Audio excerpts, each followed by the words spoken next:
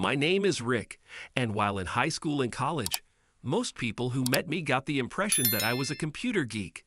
I'm not a bad-looking guy, but certainly not the best-looking guy on earth either. I'm 6 feet tall, weigh about 170 pounds, with light brown hair. I did date, and I don't remember a time when I was not interested in computers, computer programs, and computer games. Anyone who had problems with their computer knew who to go to, and that would be me. That's exactly how I met Karen, the woman who was to become my wife. It all started 7 years ago when we were both students at the University of Wisconsin, her in the legal studies area and I in the computer science area. Of course, Karen had a goal to become a corporate lawyer, and I wanted to learn more and more about computers and programs. She was having difficulty understanding her computer system and went to one of the professors in the computer science department, who in turn referred her to me. I was able to help her understand her system, and she became extremely efficient at all kinds of computer work. Also, through it all, we became friends and spent a lot of time together. Now I should tell you about Karen. She's a very attractive 5 feet 4 inches tall blonde with a very nice 36 to 24-36 figure. In fact, she's hot. She also has a great personality and seems to get along with everyone she meets. It's very easy to like her, and I did like her a lot. In fact, over a short period of time, I fell in love with her in a big way. She is everything that most guys could ever want, and certainly more than I ever expected to find. But indeed I did find her. She got to know me and fell in love with me too. Stranger things have happened, but I don't know what they could be. After 2 years in school, Karen realized she would not be achieving her goal of becoming an attorney, but she was still interested in legal work. So she applied for jobs as a legal secretary. She was eventually hired by one of the major brokerage firms, and she immediately took to the job. Within 2 months, we were married, and she continued to work and support us while I finished school. Through her hard work, dedication, and friendliness over the last 5 years, she has worked her way up and was transferred to the Chicago headquarters to be the assistant to the manager of the firm's legal department. I received my degree in computer science and decided that I could earn a very good living writing computer game programs. I received my degree in computer science and decided that I could earn a very good living writing computer game programs. I started my own business, and over the last several years, I have written numerous very popular computer games that you or your kids would certainly recognize. I have made a lot of money and really don't have to work very hard any longer. We have moved to Highland Park, a suburb of Chicago along Lake Michigan. Hard any longer. We have moved to Highland Park, a suburb of Chicago along Lake Michigan. Since we were both doing so well in our work, Karen and I have built a very comfortable life together, and we both work because we enjoy it, not because we have to. In an effort to keep from going crazy with activity, I secretly started another company in Milwaukee. About a 1-hour commute for me to investigate computer software fraud, CSIFI Incorporated. Through some confidential contacts at the Institute of Computer Technology, I started with a small list of clients, and that list has continued to grow by word-of-mouth advertising. CSIFI has a current customer list of about 150 clients, and at any point in time might be working on 5 or 6 projects. The companies that use our services are extremely happy with the work we do, and the profits are very lucrative. We grossed over $3 million last year. I hired a very competent office manager, Carrie, and contracted with a dozen or more computer geeks like myself to do the majority of the investigation work. We rotate them on the projects so that they do not become too familiar to the customer. The only actual employees of the company are Carrie and myself, and the investigators each get paid a percentage of the fee for the projects that they do for me. With the huge amount of profits being made in the software industry, the need for confidentiality and secrecy is quite extreme. So I have always maintained a level of anonymity. In fact, no one at the company knows me, not even Carrie, because I always wear a disguise to hide my true identity when I investigate.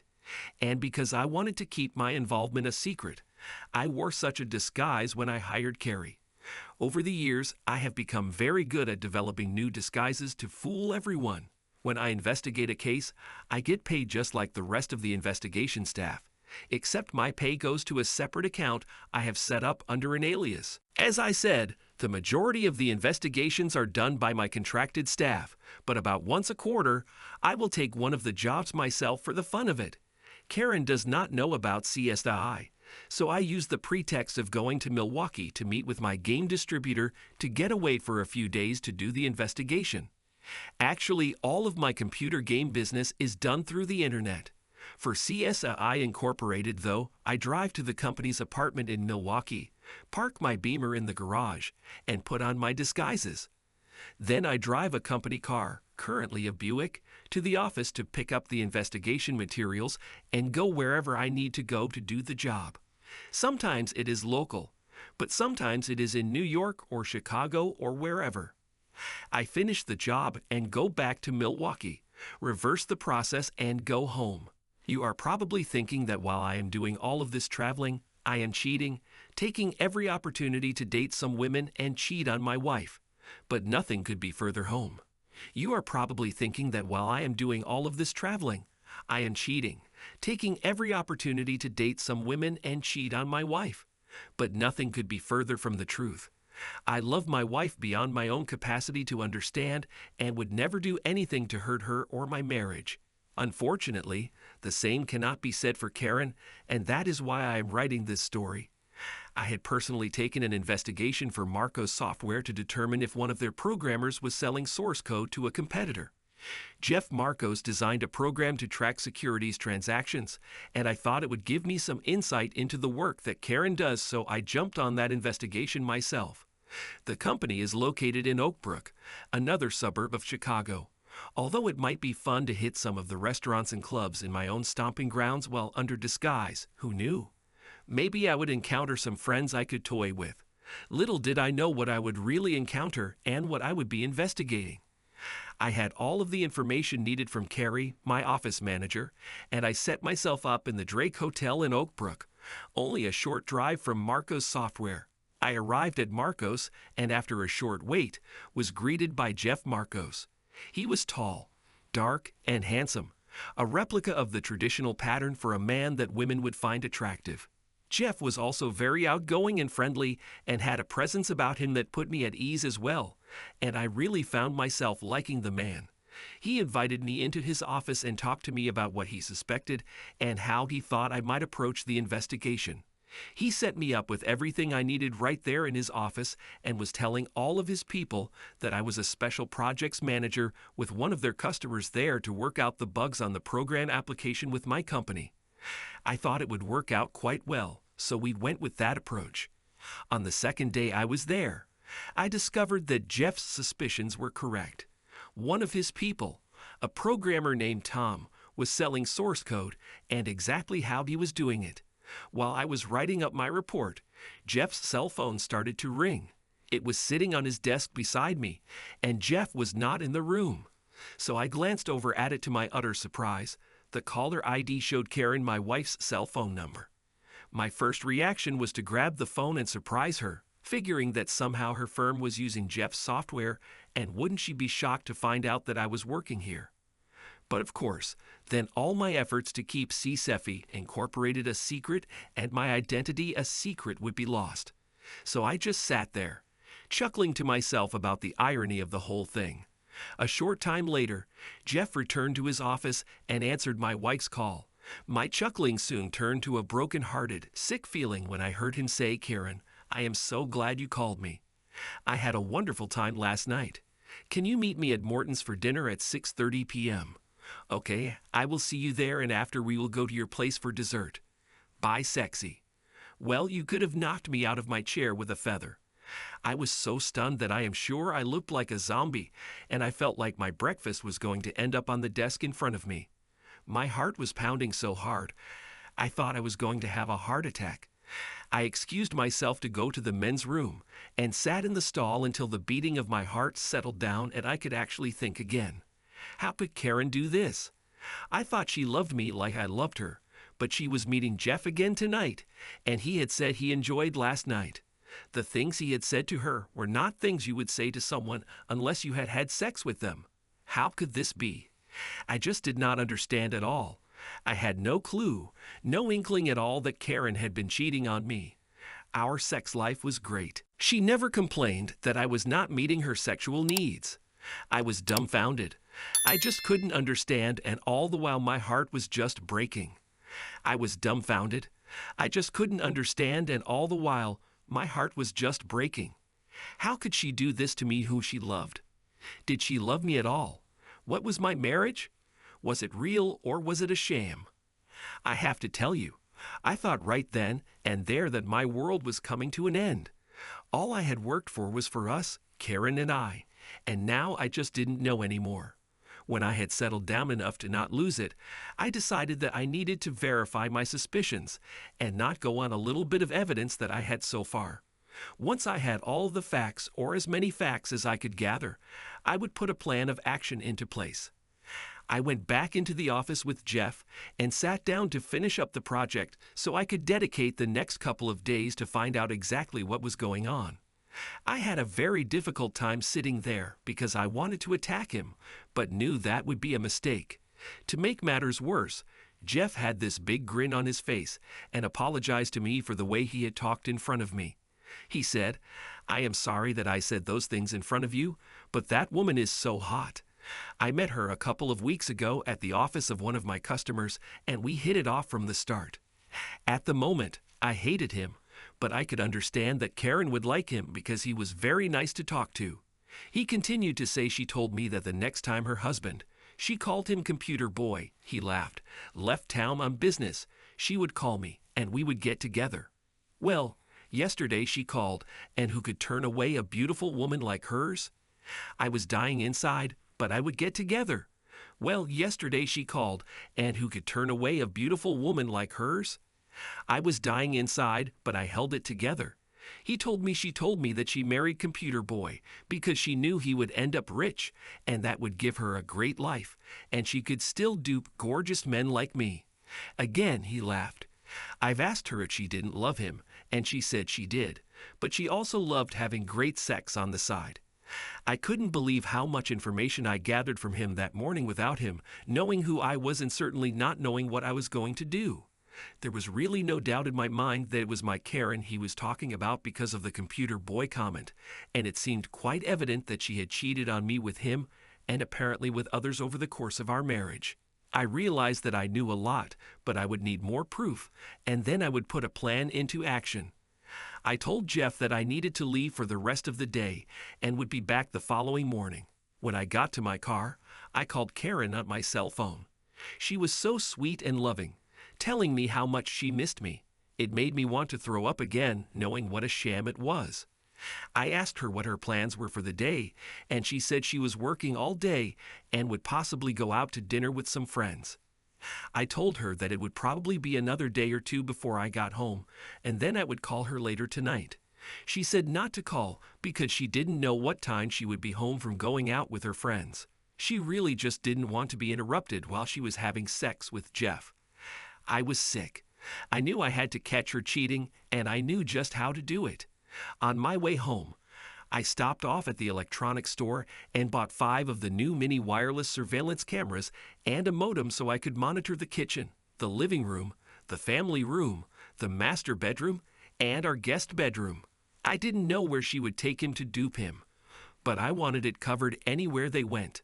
When I got home, I turned off the security camera with the remote, drove into the garage so no one would notice the strange car in the driveway, went into the house, and rewound the tape so my arrival wouldn't be evident.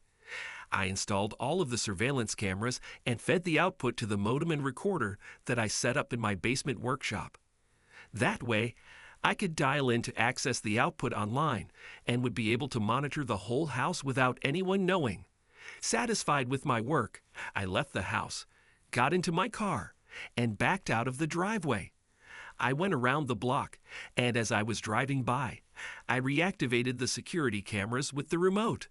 Unless she looked very closely at the security tape and noticed the time breaks, she would never know anything happened at the house. And Karen never looked at the tapes anyway. That was my thing. By the time I had all of that done, I was starting to feel a little hungry, so I went to a little pizza place near the hotel and ate. I only had a couple of beers because I wanted to be pretty sharp as I monitored what happened at home. After dinner, I drove to the hotel and set up my only had a couple of beers because I wanted to be pretty sharp as I monitored what happened at home. After dinner, I drove to the hotel and set up my computer so I could see what happened and waited. Even after all I had heard, I was hoping that this was all a big mistake, and it wasn't her, and she wasn't cheating on me, and she wasn't only in it for the lifestyle. I heard so badly, I finally broke down and cried. Around 8 p.m., I saw her car pull into the garage, and I could easily see that she was alone. My heart did a jump, thinking maybe nothing was going to happen. But a couple of minutes later, the security camera was shut off, and I couldn't see the driveway anymore. I switched over to the kitchen camera and saw her come in. She was wearing one of my favorite outfits, a short black dress, rather low cut with spaghetti straps to hold it up. I loved her in that outfit. Until that very moment, I knew she would never wear that outfit to go out with her friends for dinner. She wore that outfit to turn on some guy, usually me, but tonight not me. Tears started to stream down my face again as I realized finally that this was no mistake. Karen was not who or what I thought she was. I didn't have long to wait until Jeff walked into the kitchen. She apparently had left the garage door open, and he drove his car into my spot in the garage so neighbors would not see his car.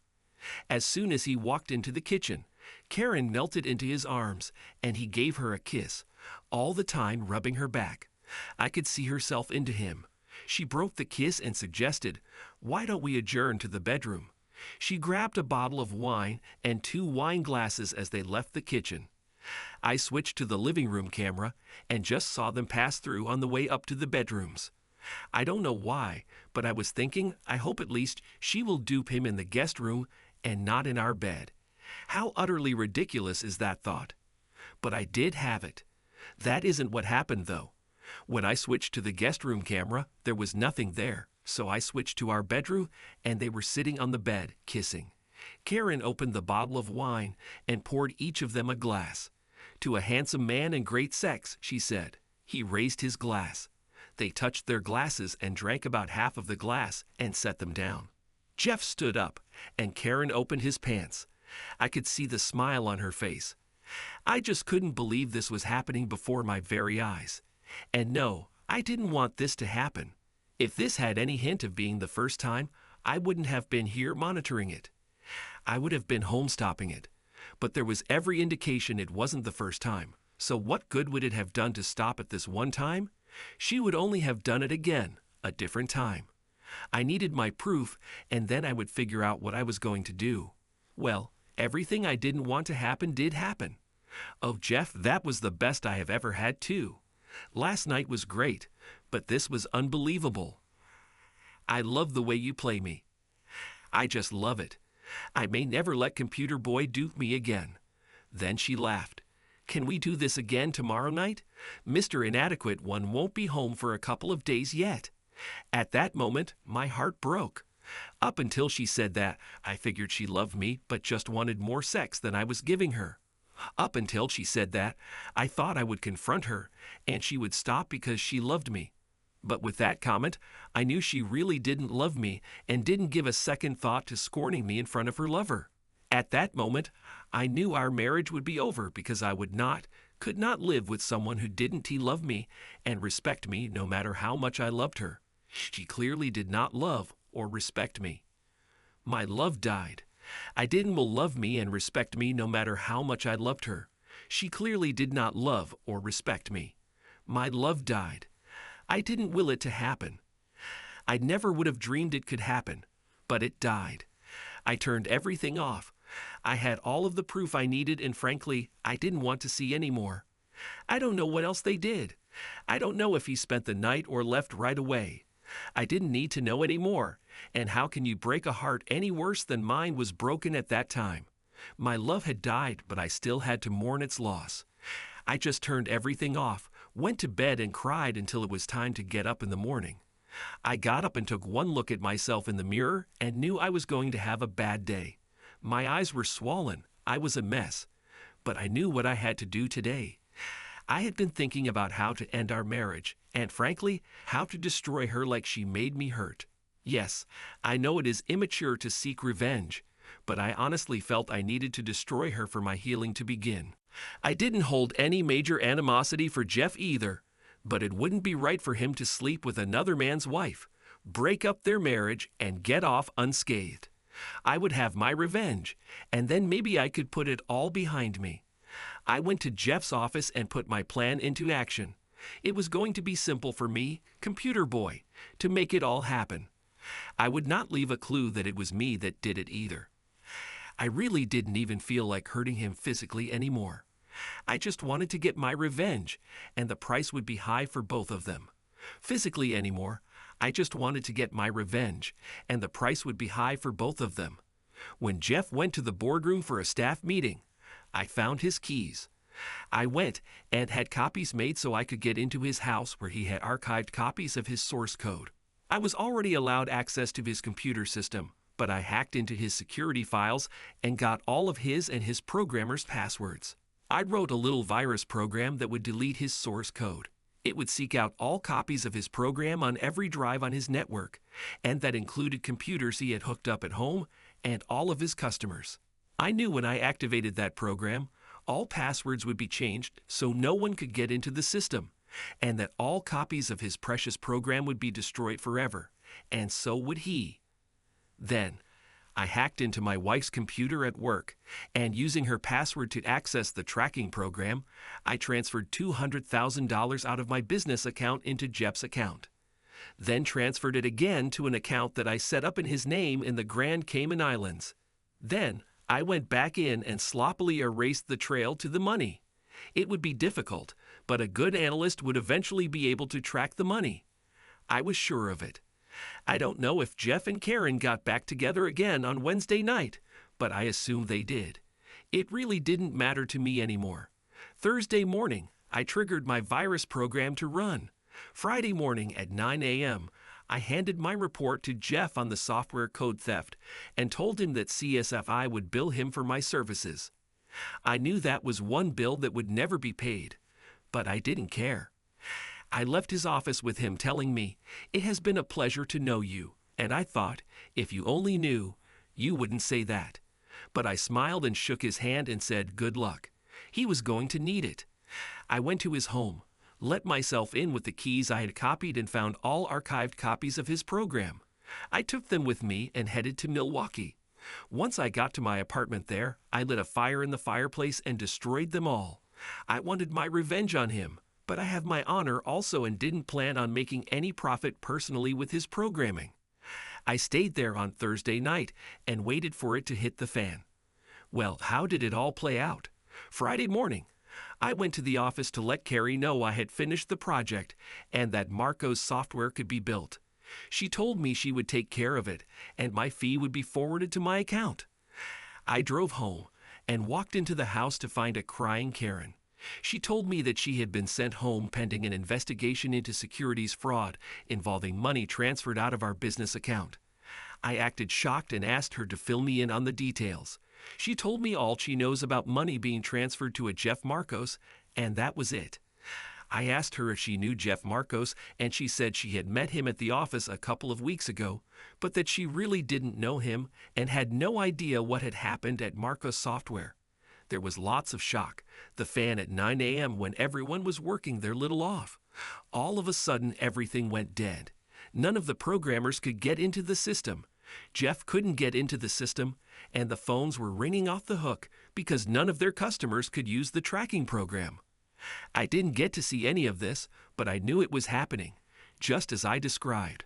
Of course, I learned later that Jeff had fired Tom for stealing source code, and after everything went dead, he blamed Tom for that too. Oh well, Tom was not innocent, so he can pay the price too. You know, I am a programmer, and anyone who messes with source code deserves to be penalized. Oh well, Tom was not innocent, so he can pay the price too.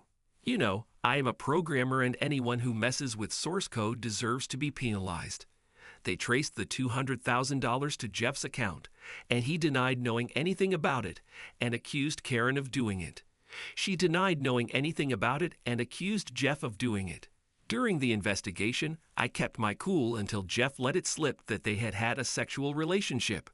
Then I confronted Karen and she admitted it all, crying that she was so sorry and asking if I would please forgive her. She said it was the one and only time she had ever done anything like that and only did it this one time because she was so lonely with me gone longer than usual. I knew that was a lie, but I didn't even challenge it. It didn't matter anymore. Jeff was found guilty of securities fraud and fined $50,000, but he also saw 6 months of jail time. I heard he was out in 3 months for good behavior, but of course, when he got out, he didn't have his program or his company anymore. The last I knew, he was working as a programmer for one of his competitors, and ironically, Tom worked for the same place. Karen was fired from her job. I told her I couldn't get past her cheating on me and had her served with divorce papers. I invoked the infidelity clause of our marriage contract. Remember, I am a computer geek. In her settlement, she was only entitled to 10% of our net worth. She was fined $50,000 for securities fraud and was given 3 years probation. She was lucky that she did not go to prison, but she only had $150,000 left to live on. Her share was $200,000. She couldn't even buy a decent house in the Chicago area with that much money, so she ended up moving to Milwaukee and became a waitress in a bar. I'm sure she will do well since she still has that sexy body, but she won't live the good life she had with me, computer boy. And I hope she always remembers how much I loved her and how much it hurts when she thinks of me. I sold the house in Highland Park and moved into the apartment in Milwaukee. I still had $1.8 million from our joint funds and another $1.2 million in the CSI account. I decided it was time that I enjoyed my wealth for a change. I sold the company for another $4 million and knew it was time that Carrie got to know her real boss. She said she knew it was I all along, no matter what disguise I used. Gotta love that woman, and I do, often and well. Neither of us works full-time anymore. We are just enjoying the fruits of our labor. We got married soon after my divorce became final, and we are expecting our first child this coming December. When I feel the urge to actually do some work, I write programs. The story is a complex and emotionally charged tale of betrayal and revenge. It portrays a deep exploration of personal transformation in the face of infidelity using technology as a key element in the plot. The protagonist's journey from a betrayed husband to a vengeful figure raises important questions about morality and justice, making it a thought-provoking narrative. Story 2. When I first met my wife, we were head over heels in love with each other, and both of us knew almost instantly that we were meant to be together. My wife ended up getting pregnant while we were still dating, and we figured the right thing to do would be to get married. Everything felt natural for the first 5 years of our relationship. We were happily married, and we had a child together that we both loved dearly. I had a great job, and she stayed at home and took care of our child. Before we got together, she was actually engaged to another man, from what I was told. She broke things off with him a couple of weeks before I met her. She told me it just didn't feel right, and she didn't want to be with him, so she broke up with him and moved out of his house. After that, she went out to a bar with her best friend, and that's where she met me. I always thought the timing of it was perfect. I thought it was fate. Had she not broken things off with that guy, we would have never been together, and I wouldn't have had the perfect life that I did. I travel quite a bit for my job, which was never much of an issue with us. At the most, I would be gone from home for 2 or 3 days a month, and they were always weekdays. I was adamant with my employer that I wanted to be able to spend the weekends with my family so we could make memories together. The first instance that I noticed something was off was when I was on a short work trip. I had to fly into Montana for a meeting with a client, but they ended up canceling at the last minute while I was there due to a family emergency. I decided I'd take the extra time and surprise my family with a weekend trip to the beach or something. I got on the next flight home and called my wife. When I arrived at the airport, she didn't answer the first couple of times that I called. That was very unlike her. She would always be by her phone, and not answering was strange. Eventually, she picked up the phone to see what was going on. She seemed annoyed that I called her. She rarely ever had that tone with me, especially when I was out of town. I asked her if everything was okay, and she kind of snapped at me to tell me that it was. I told her that I was in an Uber on my way home, and she seemed shocked. I heard a lot of shuffling around in the background, but at the time I assumed she was moving around. I never thought anything suspicious was happening. She got off the phone with me, and when I arrived home, she was very disheveled. Her cheeks were pink like she had been running around, and she was wearing some pajama shorts and a sweater that was on inside out. I knew that being alone with the kid was sometimes exhausting, but it didn't seem like that was the issue. I knew that being alone with the kid was sometimes exhausting, but it didn't seem like that was the issue. I asked her if everything was all right, and she told me that it was. She was just surprised to see me so early. I told her about my plan to spend the weekend at the beach, and she immediately rushed off to start packing so we could leave in the morning. She seemed relieved to get away from me. I unpacked my work stuff and went to pack some garments for the trip, and I found a black sock that I didn't think was mine. I picked it up and showed it to my wife, asking what it was. It was a suspicious thing to find. She was confused about what I was asking, swearing that the sock was mine. I'm not going to lie. She was the one who handled all of the laundry in the house. She bought a lot of my clothes and probably knew my wardrobe better than I did. I told her that I didn't think it was mine, but she was steadfast in saying that it was mine. Eventually, I gave up and believed what she said. Several months passed, and I didn't notice anything else going on. I had completely forgotten about the sock thing by that point. One day, I came home from work early, and I found my wife in our bathtub crying. There was no water in the bath, and she was fully clothed, just hiding in the bathtub crying. I immediately rushed over to her and asked her what was going on, checking on her to make sure she was okay. She was almost nonverbal and unable to communicate what was happening to me. I was freaking out and rushed around the house to check on our kid to make sure they were all right. I called her mom and asked what was going on. She didn't know either. My first instinct was that somebody had died, but when I spoke to her mother, the person who would have likely elicited that reaction out of her, I started to think something else was going on. I checked our security camera footage to make sure nobody broke into the house, but I didn't find anything there. The only thing that was left for me to do was to look at her phone and see if there was any sign of what was going on. It wasn't something I was doing to try to catch her in anything. My wife was hysterical and crying, and I needed to figure out what was going on so I could help her. She had it with her in the bathtub, and I went over to her to grab it from her hands. She put up a little bit of a fight giving it to me. I unlocked it, and the screen that was open to was a message exchange between her and a man we will call Tim. The messages were all very romantic in nature. They were telling each other that they loved each other, that they missed each other, and how excited they were to be together when I went away the following week. I didn't know what to do. My wife was hysterically crying in the bathtub, and I cared about her, and that was heartbreaking to see. But I had also just found out that she was cheating on me. That didn't even explain why she was crying the way that she was. Their messages didn't end with a breakup or anything like that. While I was looking, a message from her best friend, let's call her Carol, came through. I didn't read the message, but I called her right away and asked her if she knew about what was going on. I told her that I knew all about Tim, and I just needed to know why my wife was crying in the bathtub. Carol told me that Tim was my wife's ex-fiance. They had reconnected and were seeing each other. The reason my wife was crying was because Tim had died. I felt so many different emotions at that time. It's honestly so unexplainable how I felt. I was angry and heartbroken about the affair, but I felt for my wife because I did love her, but I was so mad at her. I wanted to reach out and help her, but I also wanted to be as far away from her as I possibly could. I told Carol that she needed to come over and tend to my wife because I didn't think I could. I walked out of the bathroom and my wife yelled after me begging for me to come back and be with her. I packed a bag for our kids so we could go stay at my parents' house for a few days. They didn't need to be around my wife while she was mourning. It would likely be pretty jarring for them.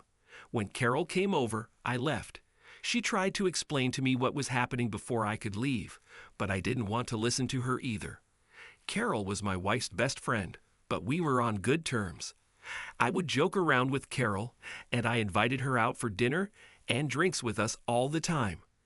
I felt betrayed that she even lied to me about the affair.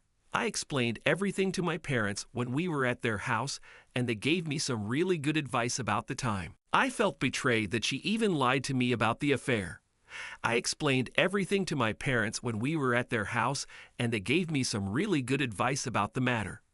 I felt bad about my decision to walk away from her, but they told me that she already made that decision for me. Even though I knew she was mourning, I couldn't be with her. She betrayed our marriage, and the only thing left for me to do was leave her. She made her choice, and I wasn't responsible for her emotions after she hurt me. I gave her the weekend at home alone to deal with everything she had to. When I returned the following week to get some of my belongings, she begged for the chance to explain herself to me and work on the problems. I told her that there was no explaining that she was telling another man that she loved him and sleeping with him behind my back. However, I did find out that she actually was still engaged to her fiancé when we met. She and I had been dating for an entire month before she broke things off with him. I was supposed to just be a fling, but then he found out about me and they broke up.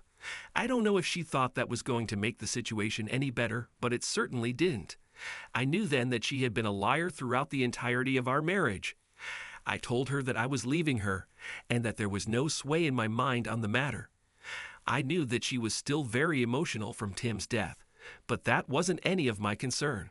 I started filing for divorce, and as I was doing that, so many people from my life reached out to me and tried to make me out as a villain. My wife had been telling everybody that I left her after she found out somebody close to her had died. She was withholding the fact that she found out the man she was cheating on me with died. I made sure to clarify that to everybody who reached out to me so they knew the truth. I wasn't going to let her lie about me and make everybody we knew think I was some awful man. After that, everybody saw how manipulative she could be, and from what I understand, she lost a lot of friends in our town. The only person who stuck by her was Carol, who was the only other person who knew about the affair when it was happening. We ended up getting divorced, and I kept the house and all of our assets.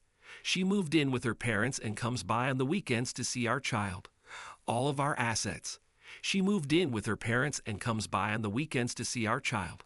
From the perspective of relationships and family dynamics, this story demonstrates that deceit and infidelity can severely undermine the foundations of marriage. The intervention of a third party in family relationships, especially under tragic circumstances, further complicates this situation and can lead to serious consequences. Story 3. My girlfriend and I both met during our junior year of college. We went to a small school, and it was hard not to notice everyone on campus. I'd seen her around from time to time, and I thought she was attractive. However, I'd never had a reason to go talk to her. We both ended up in the same writing class during the first semester of our junior year. As soon as I saw her, I sat down next to her and struck up a conversation. We ended up hitting it off, and we workshopped a lot of things together for the class. A few weeks into the semester, I made a move on her, and she seemed glad that I did. The first summer that we were apart was difficult because we weren't used to long distance. We lived about 4 hours away from each other, so we weren't able to see each other very often. We talked every day, and we ended up making a couple of trips to see each other over the summer. When the fall semester of our senior year started, we were very happy to finally be back together. Everything was great between us when we started. I didn't notice anything strange going on between us, so I was maybe a little oblivious to some things. In hindsight, I can see how she wanted to hang out with me less and was using her course load as an excuse. I had seen her schedule at the beginning of the semester, and she had a relatively light course load. She had a job, but she only worked at it part-time. There was definitely time for her to go on more dates with me or spend more time with me. She just didn't want to. Whenever we were together, she would be on her phone a lot, and she was often pretty secretive about what she was doing on it. Things continued like that all the way until the spring semester. I had brought up a couple of times how I was feeling, but she assured me both times that she wanted to be with me, and that she was just busy or stressed. One night, I texted her and asked her if I could come over to her room and spend the night with her. It was a Friday night, and I knew that she didn't work in the morning, and I just wanted to be with my girlfriend. She replied a few minutes later and told me that she had a migraine from looking at a computer for too long and was about to go to sleep. I was scrolling through Instagram and I saw a notification that my girlfriend was online. She told me she was going to sleep because she was looking at a screen all day and had a headache. I figured that she was lying to me about that and just didn't want to be with me because she was scrolling on Instagram. It was painful to have that realization, but I think it was something that I kind of needed. I was a little upset about it, so my roommate asked me about what was going on. I explained everything to him, and he told me that it sounded like she was over the relationship already. Then he casually mentioned that she was probably already talking to someone else. I didn't see the correlation right away, but he encouraged me to look into it. I didn't really think much about it right away, but after a few days of stewing on what he said, I decided that maybe it would be worth looking into. She really didn't want to spend a lot of time with me, and she was on her phone quite a bit, being secretive about it. It made sense that she could have been hiding something from me. I looked online for some clues about how to tell if someone's cheating and evaluated my relationship against those. I took a mental note of what her Snap score was, if she was online after she told me she was going to sleep, and how often she was turning me down when I asked if we could go on dates or be together. From everything I found, signs were pointing to her possibly being with someone else. One weekend, we made plans to go to a concert together. I bought the tickets and everything. She backed out at the last minute and told me that she had to work. She never worked on Saturdays, so right away, it seemed like a lie to me. I told her that I was okay with it and that I would bring my roommate along to the concert with me instead. I told him what happened, and he got it in my head that she was canceling to be with another guy. I let him convince me of that, and I was pretty frustrated and anxious about everything. I checked her Snap score while we were on our way to the concert and saw that it had been increasing while she was supposed to be at work. I could also tell through the maps on Snapchat that she was at a restaurant in the city, not at her job near our college campus. My roommate decided that instead of going to the concert, we were going to go see what was going on in that restaurant. When we got there, she was clearly on a date with a guy. They were sitting next to each other, and he had his arms around her while they were laughing and getting very cozy. We even saw them kiss a few times that I was heartbroken to see that everything my roommate had been saying was true. She had been cheating on me and lying to me throughout the year. I didn't know how long it had been going on, but she had been behaving a certain way for a while. While we were waiting, my roommate started looking through her social media profiles to try to figure out who the guy was. He put the pieces together relatively quickly and found out that the guy she was on the date with was her stepbrother. I knew that her parents were divorced and her mother had married pretty hastily during the spring semester of our junior year. However, I had never met her family. We hadn't been dating for that long, and her family never visited for family weekend or anything like that on campus. I was shocked that she was cheating on me with her stepbrother of all people. I told my roommate that I was going to confront her the following day and end everything with us. He was the one who convinced me to go about it a different way. He helped me plan how I was going to get revenge on them both. Her family didn't come to visit for small things, but I knew that they were coming in for our graduation ceremony. I pretended like everything was normal with us up until then. Every year, the day before our graduation ceremony, our university held a large banquet for the students and their family members. My girlfriend and I had planned on attending that together with our families so we could all meet each other. Everything was going very well at first. Everybody was getting along, and I was honestly drinking a little too much wine. The president of the university was scheduled to give a speech at the dinner, so there was a live microphone on the stage in the room. I was feeling a little confident, so I made my way over to the microphone. The faculty around me were a little surprised, but they didn't stop me right away. They probably should have. I started off by congratulating all of my fellow classmates on making it through the year to get to graduation. I turned my attention to my girlfriend, and many people in the room turned and looked at her while I was speaking. At first, it seemed like I was just talking about how lovely she was. Then I mentioned how I was surprised to see her on a date with her stepbrother. The room went silent when I brought that up. Everybody was taking in the gravity of what I'd said. They were both shaking their heads and denying it. I explained that I saw them kissing each other and how she was cheating on me with him throughout the entire year. People were pulling out their phones to record what I was saying, but I was ushered away from the microphone by one of the faculty members before I could get into a lot of the details. However, her mother and stepfather were asking her a lot of questions, and she was trying to answer them. My parents pulled me out of the room and asked me about why I would embarrass her that way.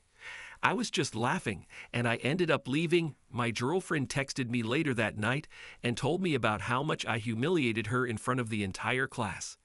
I didn't really care. She had been lying to me and treating me like I was garbage for an entire year, and I finally found out why.